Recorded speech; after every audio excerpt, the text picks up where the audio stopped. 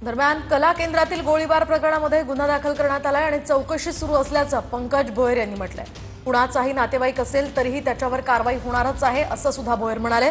राज्यात कायदा आणि सुव्यवस्था मजबूत असल्याचं पंकज भोयर यांनी सांगितलं।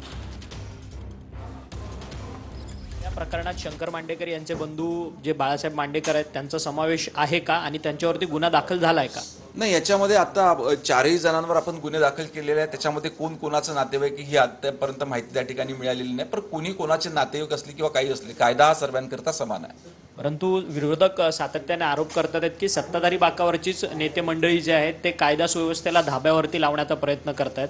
सूरज चव्हाण प्रकरण असेल, त्याच्यानंतर आता हे अंबिका कला केंद्रामधलं गोळीबारीचं प्रकरण असेल, सत्ताधारीकरच कायदा मोडतात आहेत का?